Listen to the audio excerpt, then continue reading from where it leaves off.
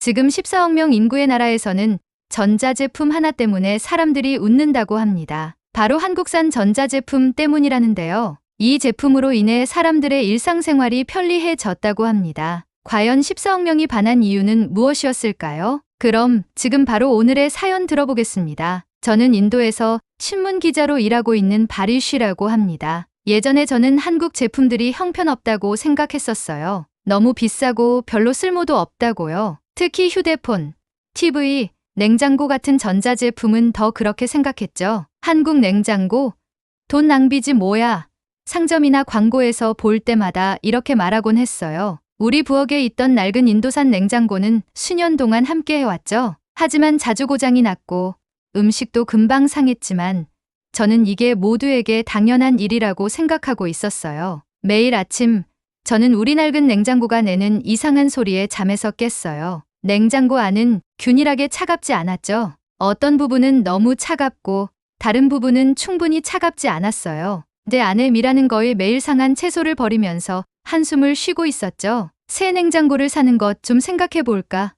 어느 날 또 상한 우유를 발견한 뒤에 미라가 제안했어요. 이거 잘 돼. 그냥 음식을 더 빨리 먹으면 돼. 저는 단호하게 말했죠. 우리 아이들 아루나와 라임도 불평했어요. 아빠, 물이 충분히 차갑지 않아요. 아루나가 말하곤 했어요. 내 친구들 집에는 더 좋은 냉장고가 있는데 저는 이런 불평들을 무시했어요. 고집이 셌거든요. 평소에는 논리적으로 분석하는 걸 좋아했지만 이 주제에 관해서는 전혀 논리적이지 않았어요. 강한 신념이 있었고 그걸 바꾸고 싶지 않았죠. 그러다 제가 무시할 수 없는 일이 생겼어요. 한국 냉장고가 인도 부엌을 바꾸고 있다는 뉴스 보도가 되고 있었거든요. 그 기사들은 인도 가정의 70% 이상이 한국 냉장고에 만족하고 있다고 말하고 있었어요. 전기도 적게 쓰고 음식도 훨씬 오래 신선하게 보관한다는 거였죠. 신문 기자로서 의심이 있음에도 불구하고 저는 호기심이 생겼어요.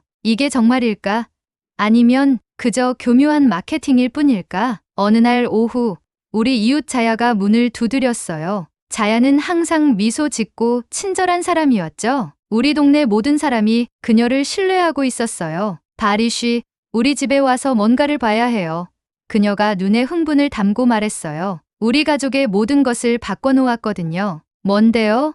저는 별로 관심 없이 물었어요. 와서 직접 봐야 할 거예요. 그녀가 재촉했어요. 어쩌면 생각을 바꾸게 될지도 몰라요. 그날 저는 그녀의 집에 갔어요. 이 단순한 방문이 큰 변화의 시작이 될 줄은 몰랐죠. 그저 이웃에게 예의를 지키는 것뿐이라고 생각했어요. 저는 팔짱을 끼고 자야의 부엌에 서 있었어요. 그녀가 보여주려는 것에 관심을 보이고 싶지 않았거든요. 그녀의 부엌은 한 가지를 제외하면 평범해 보였어요. 앞면에 디지털 화면이 있는 크고 반짝이는 새 냉장고요. 분명히 한국산이었죠? 이게 내게 보여주고 싶었던 거예요?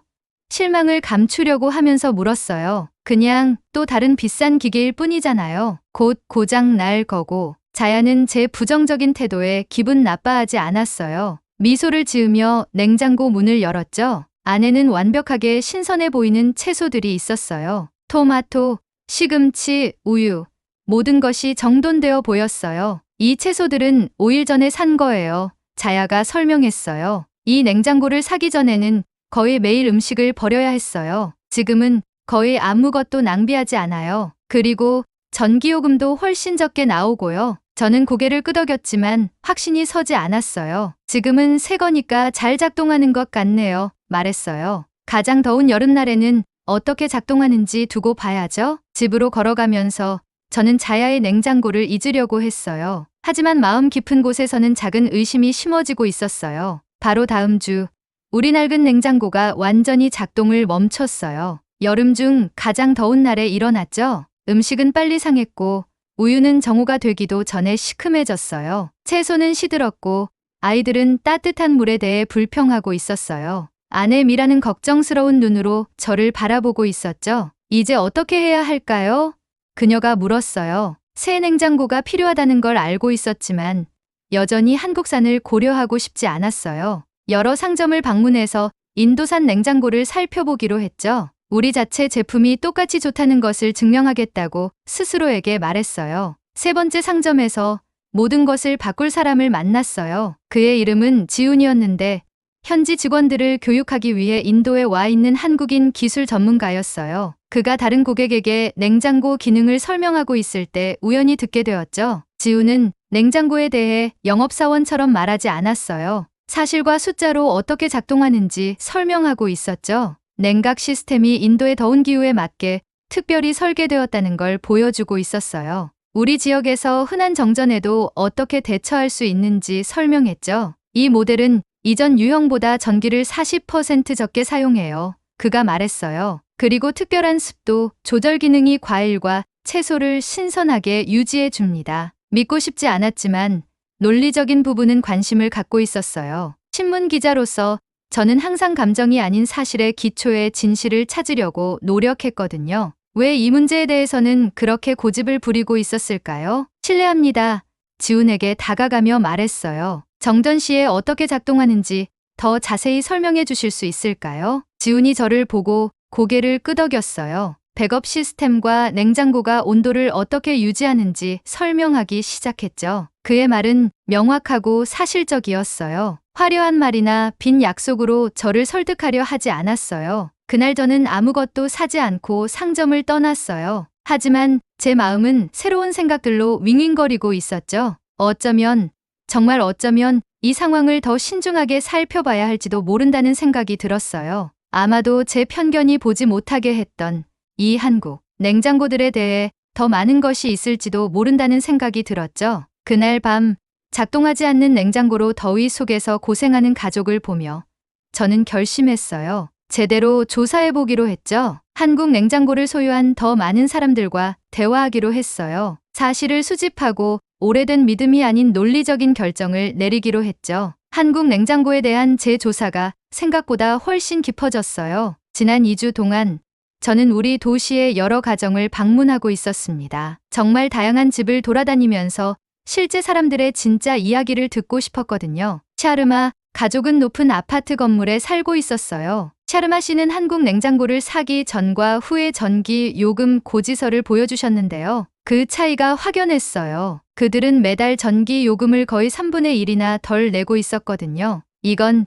제가 무시할 수 없는 사실이었습니다. 다음으로는 혼자 사시는 노인 파텔 여사를 방문했어요. 그분은 관절염으로 손이 뒤틀려 있어서 간단한 일들도 어려움을 겪고 계셨죠. 그런데 한국 냉장고의 서랍을 한 손가락만으로 얼마나 쉽게 열 수 있는지 보여주셨어요. 이 디자인이 그분의 일상을 훨씬 편하게 만들어주고 있었죠. 예전에는 야채를 꺼내려면 이웃의 도움이 필요했어요. 파텔 여사가 설명하셨어요. 이제는 혼자서도 할 수 있게 되었답니다. 또한 라지브와 미타 부부도 만났는데 둘 다 장시간 일하는 젊은 부부였어요. 그들은 한국 냉장고가 음식을 훨씬 오래 신선하게 보관해준다고 말하고 있었어요. 덕분에 거의 매일 장을 보러 가는 대신 일주일에 한 번만 장을 볼 수 있게 되었대요. 시간도 절약하고 음식물 쓰레기도 줄일 수 있었다고 하더라고요. 제가 만난 모든 사람이 한국 제품에 대해 긍정적인 것은 아니었어요. 제 친구이자 동료 기자인 비크람은 제 연구에 대해 이야기했을 때 웃고 있었죠. 너는 항상 외국 제품이 돈 낭비라고 했잖아. 그가 상기시켰어요. 갑자기 한국 냉장고에 관심을 갖게 된 이유가 뭐야?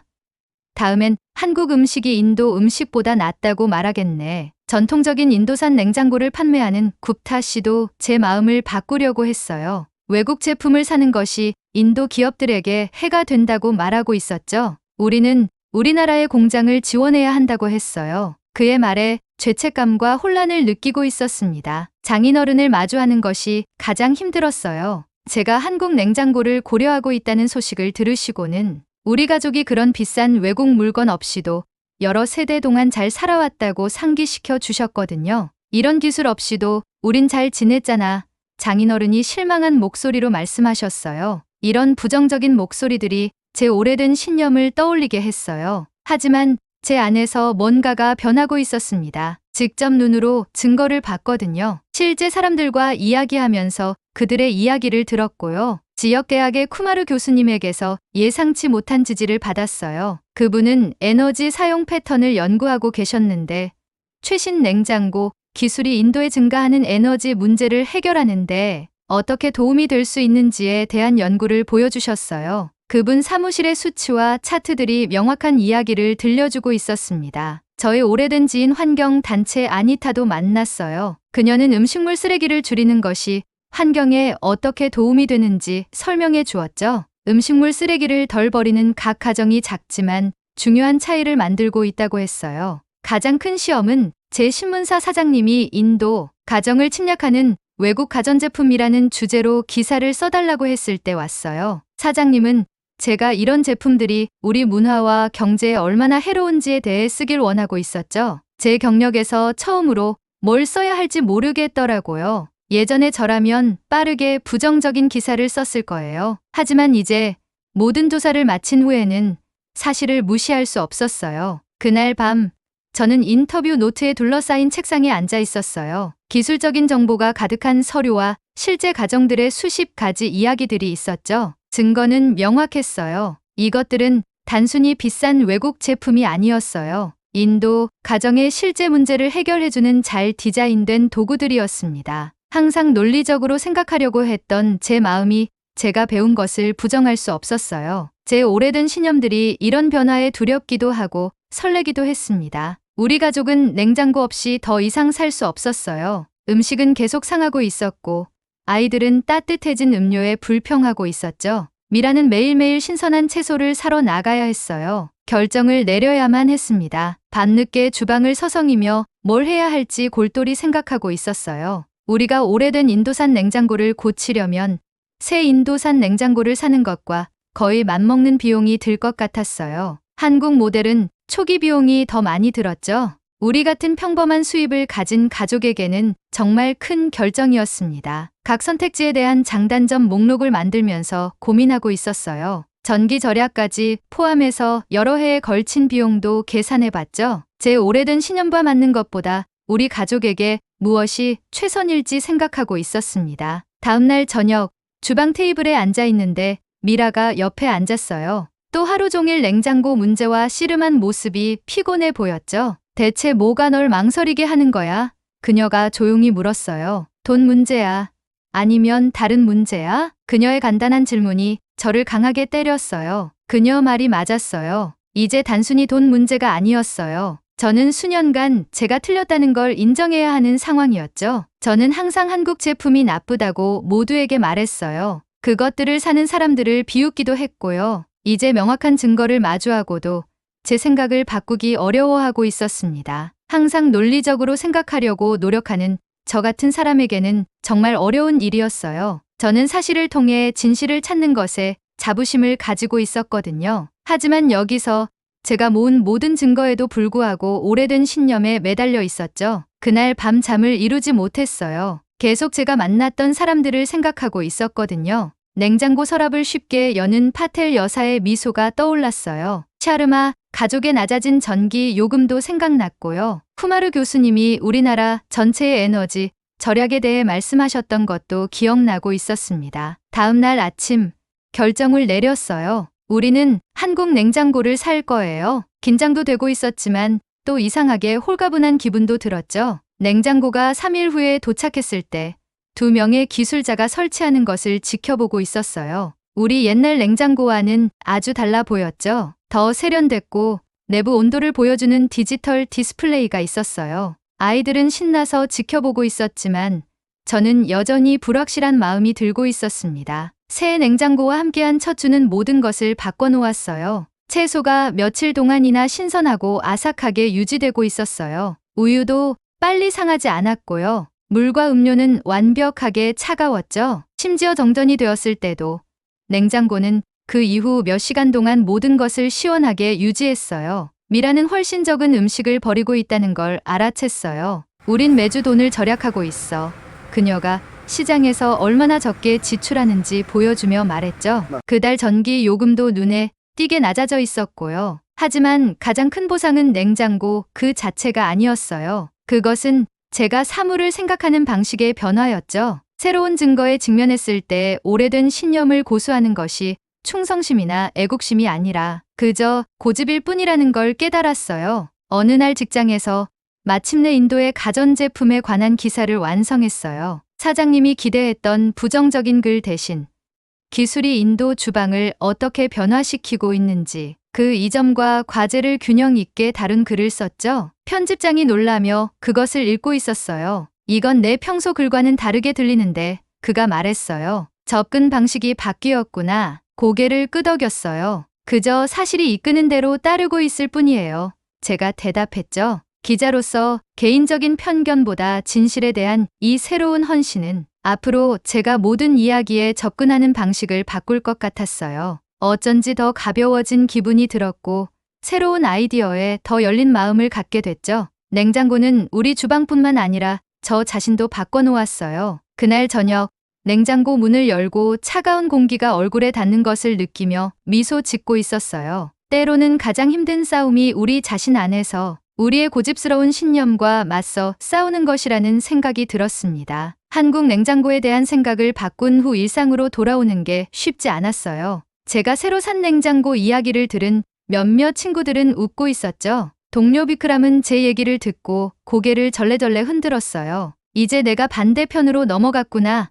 어느 날 점심시간에 그가 물었어요. 인도 제품을 자랑스러워했던 사람 아니었어? 장인어른을 마주하는 건 더 힘들었어요. 우리 집을 방문했을 때 새 냉장고를 반갑지 않은 손님처럼 쳐다보고 계셨거든요. 몇 주 동안 냉장고에서 꺼낸 남은 음식은 드시지 않으셨어요. 외국 맛이 난다고 하시면서요. 저는 따지지 않았어요. 깊이 자리 잡은 믿음을 바꾸는 데는 시간이 필요하다는 걸 알고 있었거든요. 하지만 천천히 상황이 변하기 시작했어요. 이웃들은 우리가 더 이상 상한 음식을 버리지 않는다는 걸 알아차렸어요. 미라가 예전보다 장을 덜 보는 것도 눈치챘죠. 여름이 가장 더워졌을 때 우리 동네의 많은 냉장고들이 힘들어하는 동안 우리 것은 완벽하게 작동하고 있었어요. 사람들이 궁금해하기 시작했어요. 하나둘씩 이웃들이 방문할 때마다 질문하기 시작했죠. 전기를 얼마나 사용하냐고요?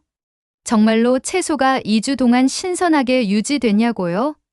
청소하기 어렵지 않냐고요? 비싼 가격이 그만한 가치가 있냐고요? 저는 어느새 우리 부엌에서 작은 모임을 열고 있었어요. 방문객들에게 다양한 칸이 어떻게 다른 음식을 완벽한 온도로 유지하는지 보여주곤 했죠. 자야도 지인들에게 종종 한국 냉장고 경험담을 들려주고 있었어요. 때로는 제가 만났던 기술 전문가 지훈이 우리 지역에 있을 때 들르곤 했어요. 냉각 기술과 에너지 효율성에 대해 제가 아직 완전히 이해하지 못하는 부분을 설명해 주었죠. 이제는 제가 다르게 듣고 있다는 걸 느꼈어요. 의심 대신 호기심으로요. 제 변화의 가장 큰 시험은 신문사 사장님이 인도 가정에서의 외국 영향이라는 주제로 기사 시리즈를 써달라고 했을 때 왔어요. 6개월 전이었다면 외국 제품이 어떻게 우리 문화를 망치고 있는지에 대한 화난 글을 썼을 거예요. 하지만 이제는 다른 것을 제안했어요. 다른 나라의 기술이 인도의 일상생활에 어떤 영향을 미치는지 쓰고 싶어요. 설명했어요. 실제 사람들의 진짜 이야기를 바탕으로 좋은 점과 나쁜 점 모두요. 사장님은 놀란 표정이었지만 제 아이디어에 동의했어요. 많은 가족들과 전문가들과 대화하며